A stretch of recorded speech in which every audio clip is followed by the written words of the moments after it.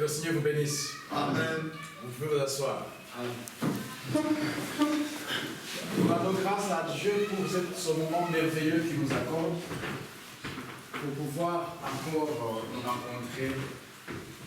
Et comme notre bien-aimé frère venait de nous le signaler tout à l'heure, en nous faisant chanter ce cantique pour que nous puissions sourire tous. Si quelqu'un venait de la maison étant sous la pression de l'ennemi, à cause du transport, à cause de ce qui s'est mal réveillé, à cause de ce que peut-être il était seul, la solitude et tout, et on nous dit souris donc, puisque nous avons reçu la grâce, cette grâce est bien aimée, qui consiste à demeurer sous l'abri du Très-Haut. Celui qui est notre refuge, l'Éternel, le Créateur des cieux et de la terre et de tout ce qui s'y trouve, les visibles et les invisibles. Lui qui est notre haute retraite, c'est une grâce insondable. Souvent nous le disons, mais nous ne savons pas vraiment la profondeur de ce que veut dire cette écriture. C'est merveilleux. L'oiseleur, notre ennemi, le diable, avec son filet, il vient pour nous envelopper dans son filet de la peur de la mort, de la peur de toutes les difficultés, de la pauvreté, de toutes ces choses-là. Il nous enveloppe là-bas, mais le Seigneur, lui, nous en délivre. Et nous nous échappons. Et l'ennemi, tous les méchants qu'il utilise pour nous tendre des pièges, à un certain moment, nous regardons, le méchant n'est plus. Et il nous accorde la grâce de ne plus écouter leurs conseils, selon qu'il est écrit, heureux celui qui ne marche pas selon le conseil des méchants. Qui est méchant si ce n'est celui qui raisonne? Qui est le méchant si ce n'est celui qui est né sous la parole de l'ennemi, de la connaissance du bien et du mal? Qui est méchant si ce n'est celui qui n'est pas né de nouveau, qui n'a pas cru à la parole, qui crée en lui l'homme nouveau, la femme nouvelle? Donc, c'est pourquoi Jésus disait, vous, méchants que vous êtes en parlant des humains, nous sommes tous dans la chair, dans son corps, et lorsque nous fions à la chair, nous sommes méchants. Mais nous sommes sauvés de la méchanceté lorsque nous sommes en Christ. Amen. Parce qu'il est écrit que si quelqu'un est en Christ, il est devenu une nouvelle créature. Les choses anciennes sont passées, voici toutes choses sont devenues nouvelles. Il repose et il demeure sous l'abri du Très-Haut. C'est une grâce. Et cette grâce est infinie. La grâce infinie signifie quoi, mes bien-aimés? Parce que nous avons commencé à parler, nous avons parlé de mon peuple ne demeurera plus dans la confusion, nous avons parlé de l'histoire de Joseph, combien elle était merveilleuse, l'image est parfaite de Christ. Et il nous a été donné de pouvoir parler de la grâce de Dieu. Et cette grâce de Dieu, quand nous lisons cela, et nous lisons dans Tite chapitre 2, nous voyons ce que la grâce de Dieu nous enseigne. Chapitre 2, verset 9. Car la grâce de Dieu, source du salut pour tous les hommes, a été manifestée. Et nous enseigne à renoncer à l'impiété et aux convoitises mondaines et à vivre dans le siècle présent selon la sagesse, la justice et la piété.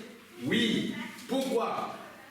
En attendant la bienheureuse espérance et la manifestation de la gloire de notre grand Dieu et Sauveur Jésus-Christ. Amen. Jésus-Christ doit être manifesté parmi nous. Et l'Écriture dit qu'il doit être gardé au ciel jusqu'à ce que tout soit accompli. Et nous avons reçu un message nous disant qu'il vient bientôt, qu'il est à la porte. Et en attendant cette bienheureuse espérance, la grâce a été manifestée pour nous. Cette manifestation, la création tout entière l'attend. Et nous sommes la génération qui sommes destinés à manifester la gloire de notre grand Dieu, le Seigneur Jésus-Christ. Nous sommes son corps et lui est la tête. Puisqu'il est la tête, c'est lui qui raisonne. Ce n'est pas l'homme qui raisonne, mais c'est lui au ciel. Il décide. C'est pourquoi il nous a appris dans la prière. Nous pouvons lire cette écriture qui me vient à l'esprit immédiatement pour voir comment lui-même sur la terre nous enseignant. Lorsque les disciples posent la question, il dit, nous ne savons même pas comment prier. Mais apprenons comment prier. Dans Matthieu chapitre 6, au verset 9, il est dit, voici donc comment vous devez prier. Notre Père qui est aux cieux, que ton nom soit sanctifié. Quel est son nom? Nous sommes un peuple qui porte son nom. Amen. Et son nom doit être sanctifié. Amen. Donc son nom est sanctifié en nous. Lorsque nous sommes sanctifiés par la vérité étant lui-même. Sanctifie-les par la vérité, ta parole est la vérité. Amen. Il dit, je suis le chemin, la vérité et la vie. Nul ne vient au Père que par moi. Personne ne peut venir à moi si le Père nous l'attire. Si nous sommes là, assemblés, à 2 ou à 3, il est au milieu de nous parce qu'il est fidèle. Nous l'avons entendu dans le psaume. Dans le psaume, il est fidèle. Puisqu'il est fidèle, alléluia. Nous avons vu dans une écriture que si même les lois de la nature pourraient changer, si la pesanteur peut être autrement que qu'il lance une pierre et qu'elle continue au ciel et que ça change, si la pluie, la pluie cesse de tomber, si la lune cesse de l'illuminer, si le soleil cesse d'éclairer, alors il peut changer. Alors nous pouvons nous perdre. Mais puisque cela ne peut pas changer, puisqu'il est fidèle, il a promis, là où vous êtes, à 2 ou à 3, à mon nom, je suis au milieu de vous. Croyez-vous qu'il est là? Amen. Amen. Amen. C'est lui qui est là. Alors puisqu'il est là, c'est par la grâce que nous croyons qu'il est au milieu de nous. Amen. Et par cette grâce, il nous apprend à renoncer. Cette grâce nous apprend que toute écriture est inspirée de Dieu, utile pour nous enseigner, pour nous corriger, pour nous convaincre et pour nous instruire, afin que nous soyons comment? Que nous soyons accomplis pour toute bonne œuvre. Alléluia. Mais bien aimé, cette grâce a été manifestée depuis le jardin d'Éden. Lorsque Adam a péché, lorsqu'il a écouté sa femme ayant été séduite par le serpent et qu'elle a vu que le fruit de l'arbre était agréable à manger, elle a été convaincue. Ayant regardé avec les yeux humains, il a trouvé que le fruit était agréable à manger et il a mangé. Il apporta à son mari, ils ont mangé et du coup, qu'est-ce qui s'est passé? L'homme s'est retrouvé nu. Où? Alors, quand Dieu est venu, quand le Seigneur est venu, quand la source du salut est venue pour le voir, il n'a pas retrouvé comme il avait laissé la veille, parce qu'il venait chaque soir pour les visiter. Il vient, Adam, où es-tu? Il recherche dans le jardin, il ne trouve pas. Oh, j'ai entendu ta voix, j'ai eu peur. Alors, avant, il n'avait pas peur. J'ai eu peur et je me suis caché. Mais quoi? Je suis nu. Qui t'a appris que tu es nu? As-tu mangé du fruit de l'arbre que je t'avais interdit de manger? Oui, mais la femme que tu as mis à côté de moi, toi là, c'est ta faute. Tu as mis à côté de moi la femme. Quand j'étais seul, j'étais tranquille, je n'avais pas peur, mais tu as mis à côté de moi. Elle m'a donné le fruit, j'en ai mangé. Ouh là là. Ah bon? Alors le Seigneur, lui, la source du salut, il savait, parce que avant la fondation du monde, il savait que l'homme, parce qu'il lui a donné le choix, il lui a donné le choix de choisir l'arbre de la vie ou l'arbre qui donne de la connaissance du bien et du mal. Et cet arbre était agréable à manger. Il savait que l'homme tomberait dans ce piège, puisqu'il savait que l'ennemi était là. Alors, il est venu, lui la grâce, source du salut. Source du salut est venu, il a dit, il a trouvé qu'ils s'étaient habillés de quoi? Des feuilles de figuier. Ils s'étaient habillés de la religion. Ils s'étaient débrouillés pour s'habiller, mais dès que le soleil éclairait, ça séchait, ça ne tarde pas. Alors lui-même, pas quelqu'un d'autre, il va on peut le lire dans Genèse chapitre 3. Genèse chapitre 3, le verset, ça doit être le verset 21. L'Éternel Dieu fit à Adam et à sa femme des habits, plusieurs au pluriel, des habits de peau, et il les en revêtit. Pour avoir les habits de peau et non pas les feuilles de figuier, qui étaient comme aujourd'hui, ferait de la religion, et on fait la religion, on essaie de se débrouiller pour être agréable à Dieu, comme justement Caïn l'a fait. Il va prendre les fruits de son jardin pour offrir à Dieu, et il trouve que finalement ce n'est pas cela. Alors maintenant lui, il va verser le sang, parce que le fruit du péché était la mort. Et directement, la mort apparaît. Dieu lui-même va mettre à mort des animaux dans lesquels il retire des peaux pour habiller à l'homme et à la femme. Le sang a été versé pour la première fois comme un substitut. Au lieu que vous mouriez, voilà, il prend un substitut pour qu'il paraisse devant lui, il va les habiller. Alors, mais l'Écriture va nous dire que ça, c'était l'image de ce qui devait arriver, parce que l'Écriture va nous dire ici, avec la vieillesse qui commence à venir, et les versets, je les ai pris en tête avant, je pouvais mémoriser les versets carrément, mais aujourd'hui, je suis obligé de faire une aide de mémoire pour me retrouver dans une écriture, et c'est dans Romains 14, Romains 13, verset 14. Si vous lisez, vous allez voir que de qui est-ce que nous devons nous habiller. Ce n'est pas les habits que nous portons ici, il s'agit d'habits spirituels. Cet habit spirituel dont il est question dans Romains chapitre 13, juste au dernier verset du chapitre 13, vous allez voir Romains.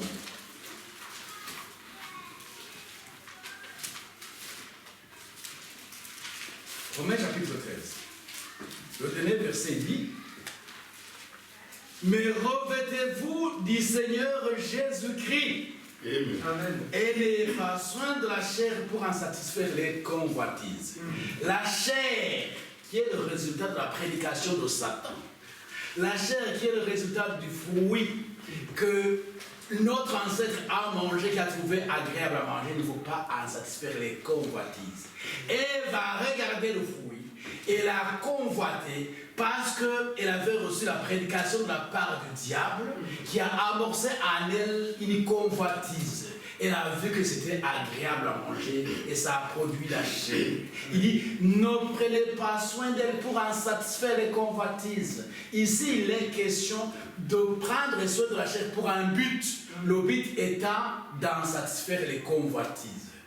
Nous devons prendre soin de nos corps pour les sanctifier, pour que nous soyons sanctifiés, corps, esprit et âme, pour que Dieu les habite, que nous soyons un temple du Seigneur, et non pas pour en satisfaire les convoitises, parce que les convoitises, qui va porter son corps plein de convoitises, c'est le diable, le maître qui a été la pensée, le maître en pensée de Ève, et à ce moment-là, nous sommes possédés par la chair, la loi de la mort.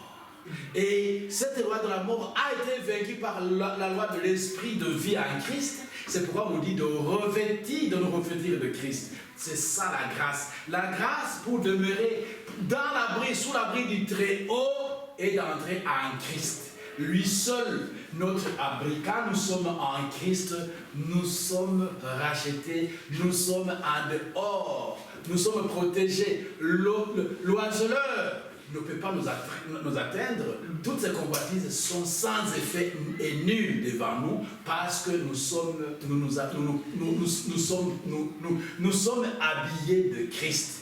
Lorsque les convoitises tombent, c'est comme de l'eau qui tombe sur les plis d'un canard. Ça tombe, ça n'a pas de place et on avance. Et ici nous voyons plus tard, aussitôt que Dieu le Seigneur donne un animal, verse le sang lui-même, verse le sang, il tue l'animal, il va prendre la peau, il va les habiller, qui était l'image du véritable sacrifice qui va être donné, qui va être symbolisé tout de suite, aussitôt que le fruit, le fils d'Adam, qui s'appelle Abel, qui ont déjà lu dans la Bible et qui a trouvé le nom d'Abel dans la Bible, qui mettent le doigt en haut. N'avez pas peur. Si vous avez déjà lu Abel, mettez le doigt en haut. Le frère n'a pas encore. Toi, tu n'as pas encore dit Abel? Ah, toi, tu n'as pas encore dit Abel dans la Bible, dans ta Bible. Abel. Alors, dans Genèse chapitre 1, que le Seigneur te bénisse, ma fille. Genèse chapitre 1, on va le lire alors. J'allais passer, justement, je voulais passer passant que vous tous, vous savez de quoi je parle. Alors, nous lisons ici, au chapitre 4. Chapitre 4. Genèse chapitre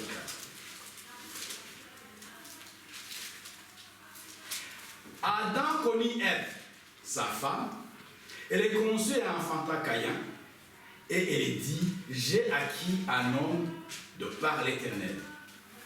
Elle enfanta encore son frère Abel. Abel fut berger et Caïn fut laboureur. Au bout de quelque temps, Caïn fit à l'Éternel une offrande de fruits de la terre. Et Abel, de son côté, en fit une des premiers-nés de son troupeau et de ses graisses, de leurs graisses.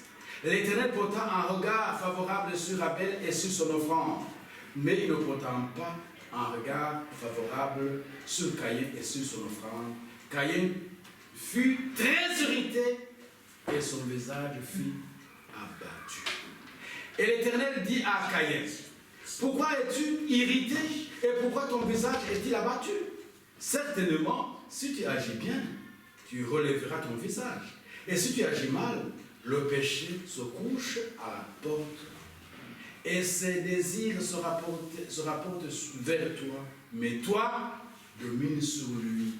Une bonne exhortation que Caïn aussi ne va pas respecter. Au verset 6, il dit, cependant, Caïn adressant la parole à son frère Abel, mais comme ils étaient dans le champ, Caïn se jeta sur son frère Abel et le tua.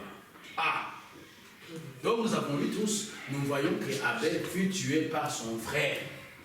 Son frère qui était dans le même sang que lui et qui est venu même le premier, la chair. Et c'est lui qui va le tuer. Alors pour tous ceux qui ont déjà lu le message, savent bien que le fruit dont il est question que Ève a mangé était l'acte sexuel que le serpent qui était l'animal le plus rusé, Satan s'est incarné en lui et a montré à Ève comment se reproduire selon la chair, par le sexe. Et il a connu le premier avant Adam. Et quand elle est allée vers Adam, elle avait déjà été connue par le serpent qui marchait tout beau, debout, parlait comme nous. Et finalement, Adam aussi a consommé, c'est alors qu'Adam a vu qu'ils étaient nus. Mais remarquez en lisant que Ève n'a pas vu qu'elle était nue quand elle a connu le serpent. Elle est venue, elle a mangé le fruit. Elle n'a pas vu qu'elle était nue. Mais il a fallu que Adam consomme, parce qu'Adam, c'est lui qui était la tête. C'est lui qui était le chef, parce qu'Ève était sortie de lui. Ève était un sous-produit d'Adam. Et donc, quand Adam a consommé, Adam qui avait été enseigné par Dieu lui-même, pendant que Ève était encore en lui, c'est lui qui ne devait pas consommer. Mais comme Adam aimait sa femme, comme il avait déjà été écrit que l'homme quittera son père et sa mère et s'attachera à sa femme, et les deux seront une seule chair, Adam a vu, il savait bien qu'en acceptant laisse sa femme seule, c'est fini, elle est perdue. Il a préféré mourir avec elle. Il a tellement aimé sa femme qu'il a accepté la mort. Et c'était l'image de Christ aussi. L'amour dont Christ nous aime a fait que la malédiction qu'Adam, le premier Adam, a porté, lui, il a porté sur lui-même. Et il est venu apporter un corps humain. La parole a été faite chez Jean chapitre 1, verset 1. Et il a été un homme comme nous. Moïse, qui avait marché avec Dieu, que Dieu a montré beaucoup d'expériences, à qui Dieu parlait bouche à bouche. Dieu lui parlait bouche à l'oreille. Mais il dit, montre-moi ta gloire. Et Dieu lui dit, un homme ne peut voir ma gloire et vivre. Mais je vais te couvrir, je vais prononcer mon nom. Quand je passerai, je prononcerai mon nom et tu me verras par derrière.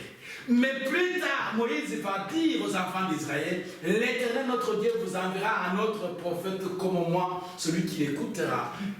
Celui qui ne sera sauvé, mais celui qui ne l'écoutera pas sera banni du milieu du peuple.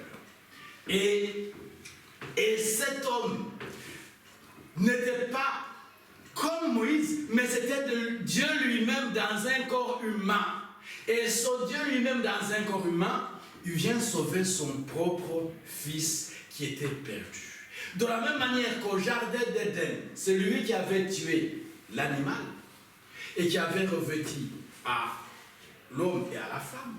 Mais lorsque maintenant le premier fils qui était Abel, comme je venais de le dire tout à l'heure, que Caïn était le fruit de la connaissance de ce repas avec Adam, c'est pourquoi l'Écriture va nous dire dans 1 Jean chapitre 3 verset 12 que Caïn était du malin.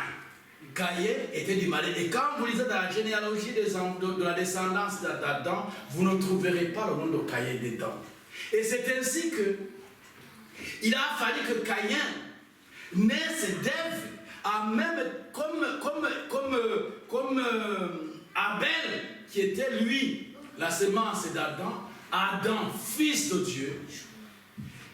Lorsque Dieu a agréé l'offrande, le comportement d'Abel, l'offrande d'Abel qu'il avait reçue par révélation, parce qu'il fallait qu'il tue. Il a reconnu, il a su par révélation que le péché que son père et sa mère avaient commis, le résultat de sa naissance par la chair était dû à la connaissance, à cette désobéissance qui résultait de qui le résultat était la mort. Il fallait que la mort soit constatée pour que son offrande, pour qu'il soit agréable à Dieu. Alors il a pris les premiers-nés de ces brebis, de ce troupeau, le premier-né. Il a offert à Dieu et Dieu a agréé son offrande. Mais spirituellement, cette offrande était l'image de ce qui allait arriver. Encore Christ, mais Christ devait être symbolisé, devait être imagé par Abel lui-même, le premier fils d'Adam, le fils aîné d'Adam, Adam, fils de Dieu, le fils aîné d'Adam, encore le premier-né. Il va mourir, il va verser le sang. Mais qui l'a tué? Justement celui qui est né de sa mère, celui qui était dans le même sein que lui. Exactement ce qui se passera longtemps plus tard, que Judas Iscariote, juif comme lui, va vendre Christ à cause des convoitises justement de l'argent. Il dit il va se débrouiller, qu'on me donne seulement l'argent, je mets dans ma poche, lui je sais qu'il est le tout-puissant. Combien de fois il a toujours disparu lorsqu'on veut le tuer? Même à Nazareth, quand on a voulu le précipiter, il a disparu du milieu d'eux. Dans Jean chapitre 10 ou 15, 10, où quand les disciples ont voulu, plusieurs fois quand vous lisez dans Jean, vous verrez plusieurs occasions où les disciples voulaient le tuer, plutôt les juifs voulaient le tuer, voulaient le lapider et il disparaissait. Alors il leur disait, mais pourquoi? Si ce que je fais, ce n'est pas moi, c'est le Père qui le fait à moi. Si les œuvres que je fais ne sont pas écrites de moi, alors je suis un faux. Mais si c'est le Père qui le fait, pourquoi voulez-vous me tuer? Il dit, ce n'est pas parce que tu fais de bonnes œuvres, ce n'est pas parce que tout ce que tu fais ne vient pas de Dieu que nous voulons te lapider, mais c'est parce que toi qui es homme. Tu t'appelles fils de Dieu, mais c'est pas possible, c'est une abomination. Et il ne savait pas. Le langage qu'il avait, qu'il tenait, ne pouvait pas le comprendre. Mais les élus comprenaient, C'est ainsi qu'il leur a dit, mais pourquoi vous me suivez? Pourquoi vous ne voulez pas partir? Alors Pierre va dire, à quel autre irions-nous? C'est toi qui possèdes les paroles de la vie éternelle. Amen. Ils avaient la révélation, ils ont eu la grâce de comprendre ce qui arrivait. Ils ont eu la grâce de savoir que celui dont Moïse avait parlé, celui que Moïse voulait voir, alors qu'il ne pouvait pas, qu'aucun homme ne peut voir et vivre, est venu sur la terre dans un corps humain qui lui permet de le toucher, de le voir, de manger avec lui. Alléluia. Amen. De manger avec lui, d'ouvrir les yeux aux aveugles, nous qui sommes aveugles, nous qui ne connaissions pas le vrai Dieu, Adonai, le vrai Dieu Elohim. Il nous ouvre les yeux pour comprendre, pour savoir que c'est lui qui est sur la terre. Amen. Alors, il était venu. Et quand il était venu, les élus seuls, par sa grâce, ont su que c'était lui. Alors ils ont marché avec lui. Et il y en a un qui pouvait dire, même s'il faut mourir avec toi, je veux mourir. Je ne veux pas t'abandonner, Seigneur. Ce n'est pas possible. Il dit, je veux mourir avec toi. Il avait les pieds, il dit, non, Seigneur, non, ce n'est pas toi de me laver les pieds. Pierre voyait avec les yeux humains. Mais lui, étant avec son Créateur, dit, non, tu ne connais pas mon fils, ce que je vais faire. Tu ne comprends pas maintenant. Mais si tu ne veux pas que tu te laves les pieds alors, tu ne pourras pas prendre part avec moi. Parce que je suis venu pour être votre serviteur, pour être votre exemple. Si quelqu'un veut être grand, si quelqu'un veut être aussi grand, qu'il soit serviteur des autres, qu'il ne considère pas ses intérêts, qu'il ne voit, il dit Alléluia. Amen. Alors, par sa grâce, Pierre, il a obéi, il s'est laissé laver les pieds par son maître, parce que c'était son père. Mais jusque-là, ils ne comprenaient pas. Tout se passait, mais ils obéissaient sans comprendre. C'est donc que plus tard, dans Luc, chapitre 24, verset 44-46, là, il va dire, il dit, c'est ici ce qui était écrit, d'après la loi de Moïse, dans les prophètes, dans les psaumes devait s'accomplir en moi. Celui, l'agneau qui a été... Et les animaux qui ont été immolés pour que Adam et Ève portent un habit, c'était moi de qui il s'agissait. Et Abel qui a été tué, c'était de moi que ça parlait. Ma parole parlait mieux que celle d'Abel. Donc il parle. Donc c'est lui. Alors la Bible dit qu'il leur ouvrit l'esprit afin qu'ils comprennent les Écritures. C'est à ce moment, après la résurrection, ils ont compris. C'est ainsi que même Pierre, regardez, juste dans Actes des Apôtres chapitre 1er, avant que le feu ne descende, quelque chose va nous être donné ici, là. Actes des Apôtres chapitre 1er. La grâce de Dieu sur ce salut a été manifeste.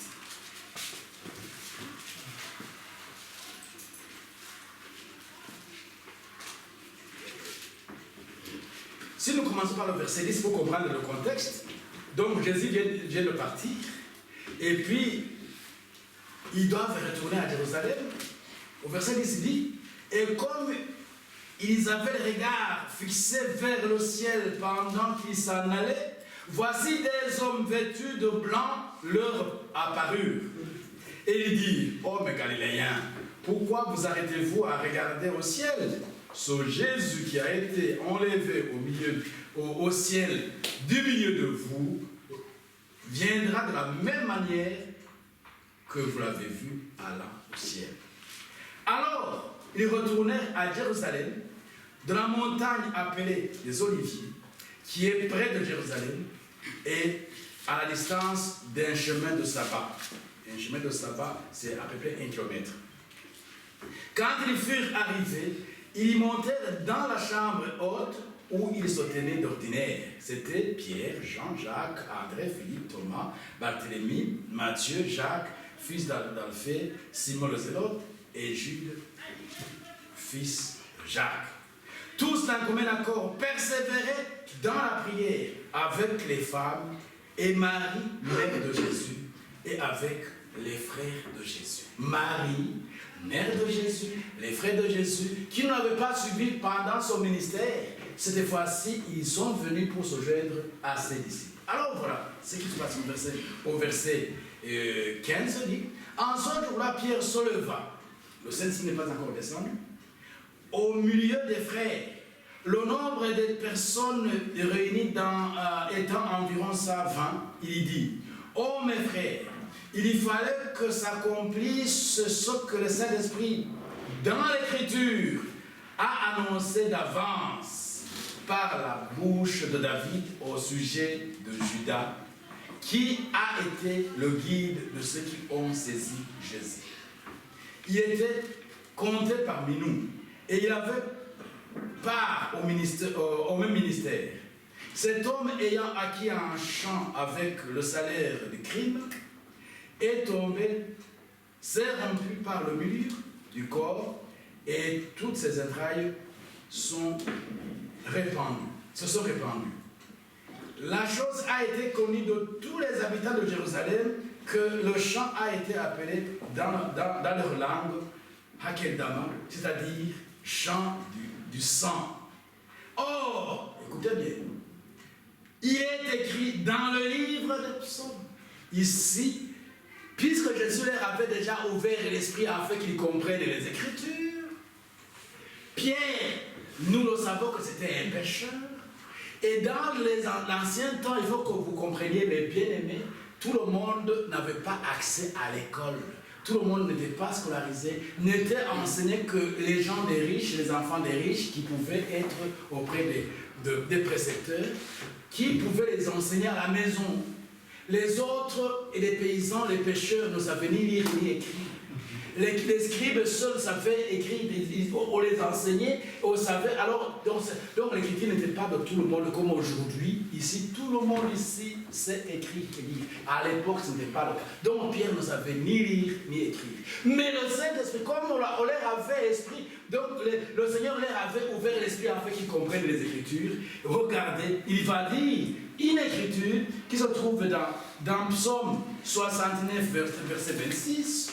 Que sa demeure devienne stérile. Et il va relier avec une autre écriture qui se trouve dans le psaume 109, verset 8. Il va les relier ensemble par l'inspiration du Saint-Esprit, parce qu'ils étaient au milieu. Jésus était au milieu d'eux. Même s'il était parti, parce qu'il avait dit, là où vous serez assemblés à 2 ou à 3, je suis au milieu de vous. Mais le Saint-Esprit n'était pas encore répandu, n'était pas encore donné. Donc il donne l'écriture, parce que Jésus avait dit, quand tu seras revenu, il dit, affermis tes frères. Là, il commence déjà à prendre la place pour dire, c'est par lui que le Seigneur va passer pour lui inspirer l'écriture qui concerne les Judas, afin qu'il soit remplacé. Alors voilà ce qu'est l'écriture. Que sa demeure devienne stérile, et que personne ne l'habite, que notre prenne sa place. Cette écriture, que notre prenne sa place, se trouve dans un autre psaume qui est différent, qui est le psaume 109, verset 8. Alors, il va maintenant conclure par l'inspiration du Saint-Esprit. Il faut donc parmi ceux qui ont marché, qui nous ont accompagnés tout le temps, que notre Seigneur Jésus a vécu avec nous. Depuis le baptême de Jean jusqu'au jour où il a été enlevé du milieu de nous, il y en a un qui nous soit associé comme témoin de sa résurrection. Parce qu'il fallait qu'il soit au nombre de 12. Comme il avait choisi 12 et qu'un autre avait déjà été écarté, et l'Écriture avait déjà dit d'avance qu'il sera remplacé. Et c'est ainsi que quand vous lisez en bas, il dit, il présente deux Joseph appelé Barsabas, surnommé Justus, et Matthias. Puis ils firent cette prière. Seigneur, toi qui connais les cœurs de tous, désigne lequel de ces deux tu as choisi, afin qu'il ait part à son ministère, à cet apostolat que Judas a abandonné pour aller en son lieu. Ce lieu qui était la perdition. Parce qu'il était justement l'image. L'image de lui, c'était Caïn, le fils du malin. Mais alors, regardez, il tirait ressort Et le sort tomba sur Matthias qui fut associé aux 11 apôtres. Beaucoup de prédicateurs disent que les disciples se sont trompés. Celui, le vrai disciple que Jésus, le vrai apôtre, c'est Paul. Non, mes bien-aimés. Ici, il s'agissait il fallait qu'il soit associé à eux, qu'ils soient 12 réellement. Ils ne se sont pas trompés parce qu'il a agi selon l'Écriture. Il devait être 12 avant que le feu ne tombe. Vous vous rappellerez que quand vous lisez dans l'Ancienne Alliance, lorsqu'il y a eu un défi entre le prophète Élie et les prophètes de Baal, Élie a fait une autel avec 12 pierres qui représentaient les 12 tribus d'Israël. Et lorsqu'il a dit qu'on les arrose, on a mis l'offrande au-dessus, et qu'on les arrose, on a arrosé 3 fois 4 cruches. Ça veut dire 12 cruches d'eau qui ont été arrosées encore au 12, au chiffre 12 qui représente les 12 tribus d'Israël. Et donc il en fallait ça. Et donc, cela eut lieu puisque la grâce leur avait été manifestée, parce que cette grâce qui a été manifestée à eux n'avaient rien fait pour qu'ils puissent reconnaître leur visitation. Rien. Jean-Baptiste avait baptisé beaucoup d'hommes qui venaient à lui au Jourdain. Et d'ailleurs, dans Actes apôtres chapitre 19, vous allez trouver que Paul lui-même, lorsqu'il a été appelé pour être apôtre des gentils, il va en trouver 12 autres qui étaient à Corinthe, qui n'avaient pas suivi le Seigneur, qui étaient les disciples de Jean. Donc, je veux dire ici que Jean avait baptisé beaucoup, mais peu avaient reconnu leur visitation. C'est parmi eux que Jésus va choisir ses disciples. Et ici, Pierre va le répéter. Il dit, il faut qu'il y ait quelqu'un parmi nous. Depuis le baptême de qui? De Jean-Baptiste. Jusqu'à l'enlèvement de notre Seigneur. Qu'il y ait un qui le remplace. Et ils n'ont pas pris la décision, eux. Ils n'ont pas pris le Seigneur au cours. Ils en ont choisi 2. Qu'ils ont trouvé qu'ils étaient dignes, qu'ils remplissaient les conditions. Et ils en ont présenté. Et ils ont adressé une prière. Il dit, toi qui connais les cœurs, choisis celui que tu veux. Alors, et il a choisi Matthias. C'est le Seigneur Jésus qui a choisi. Et c'est par la foi que cela fut. Parce que c'est par la foi que nous croyons que nous sommes fils et filles de Dieu. Si nous ne croyons pas par la foi, alors nous ne serions pas ici. Si nous ne croyons pas par la foi, nous ne serions pas en train d'écouter la parole comme Marie a écouté, parce que nous savons que la foi vient de ce qu'on entend de la parole de Christ. Amen. Et ainsi, mes bien-aimés, cela eut lieu. Donc, pour que nous sachions ces choses, c'est parce que la grâce, source du salut, a été manifestée. Elle commence au jardin d'Éden. Elle enseigne par les images, jusqu'à Christ. Et comme nous l'avons lu dans Luc, plutôt dans Tite, il nous est dit, car la grâce de Dieu, source de salut pour tous les hommes, a été manifestée. Elle commence à se manifester à Adam lui-même et Ève, qui représentent tous les hommes, qui sont les parents de tous les hommes qui sont sur la terre. La grâce se manifeste. Et au fils aîné, Abel, qui représente Christ, le premier-né de la création de Dieu, elle se manifeste dans le monde. Et les hommes, les humains, ceux qui diabolisent les Juifs, qui ne comprennent, ils condamnent les Juifs l'ont vendu, les Juifs l'ont tué, mais ils ne savent pas que les Juifs étaient des descendants d'un seul Abraham, à qui avait reçu la promesse que toutes les nations de la terre seront bénies en sa postérité. Mais son Adam était un homme qui fait partie de l'humanité. Et ainsi, ceux qui ont, que ce soit Judas qui a vendu, c'est un humain qui a vendu, que Dieu aimait, qui avait même été choisi comme l'un des apôtres des 12, mais qu'il a trahi. Qui a trahi? Un humain. Comme lui s'était identifié aux humains pour devenir homme. Cet homme, Judas, te représentait toi et moi. Dans la chair, un humain. Les humains, nous l'avons crucifié. Mais il a prié pour nous en disant, pardonne-leur, parce qu'ils ne savent pas ce qu'ils font. Mais Judas, lui, il n'a pas reçu la grâce comme Pierre, parce qu'il y en avait deux. Pierre aussi l'avait renié. Et puis il avait dit, celui qui me reniera, je le renierai aussi devant mon Père. Mais la grâce que Pierre a reçue lorsqu'il a croisé le regard avec le Seigneur, il les a souvenus, le coq venait de chanter, ce qui avait été dit, c'est accompli. Il est parti, il a quitté ce passe, il est sorti du milieu d'eux, parce qu'il était assis parmi eux. Là, il s'est souvenu qu'il ne fallait pas qu'il marche parmi les méchants, parmi les moqueurs. Psaume 1. Et il a quitté du milieu d'eux. Il s'est répandu. Nous aussi, nous sommes appelés à quitter, sortir du monde. Ceux qui ont crucifié, les humains qui ont crucifié notre Seigneur Jésus-Christ. Amen. Et sortir de là pour nous attacher à lui, c'est ça la grâce.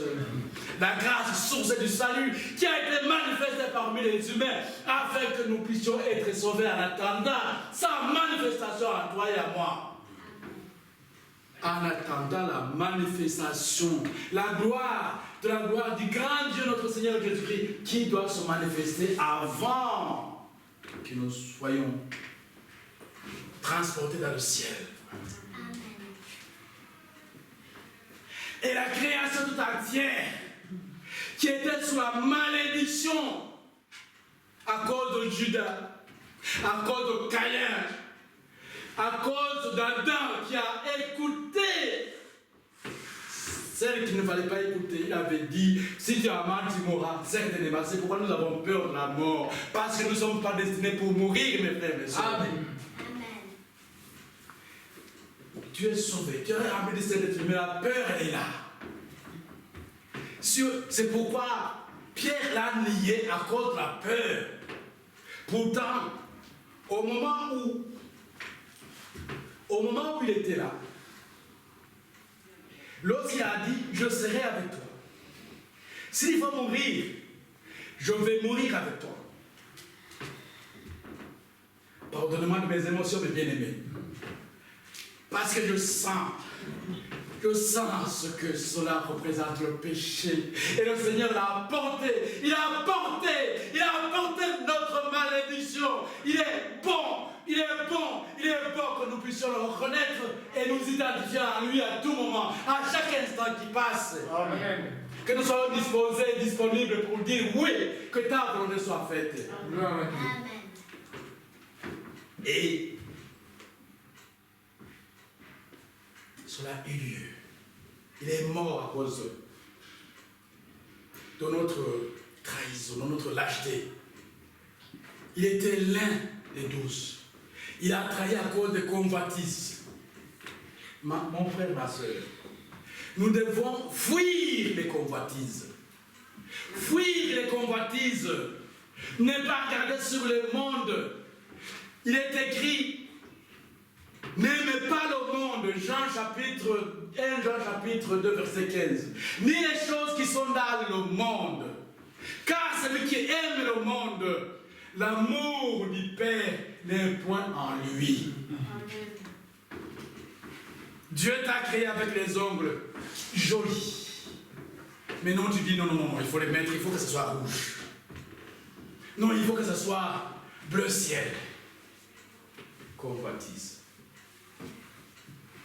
Dieu t'a donné des cheveux noirs. Non, il faut que ça soit, c'est pas comment. Dieu t'a créé avec des cheveux crépus. Ce que tu as.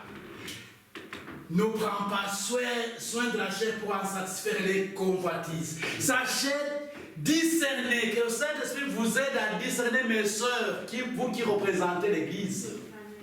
Les femmes sont l'image de l'Église.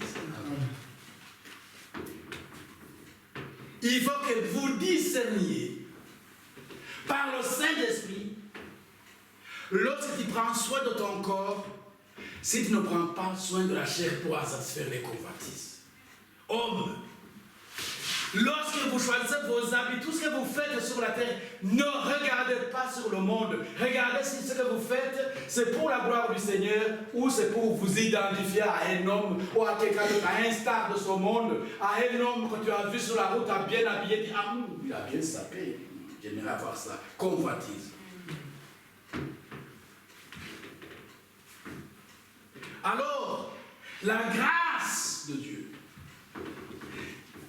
a été manifestée. Et les sources du salut pour tous les hommes, toi et moi, sommes inclus. Mais tout le monde ne le reçoit pas. Regarde combien nous sommes là. Mais l'évangile a été avancé, a été annoncé. Quand on parle, quand on parle de revêtement, par laquelle le Seigneur, le Créateur, a manifesté au Jardin d'Éden, qui était l'image de Christ. Et nous, alors, on nous dit, j'aimerais que nous laissions les Écritures nous parler, dans 1 Pierre, chapitre 5, verset 5. Nous avons lu déjà l'Écriture de Romains, chapitre 13, verset 14. Alors, dans 1 Pierre 5, 5. Qu'est-ce qui est dit? De même, vous qui êtes jeunes,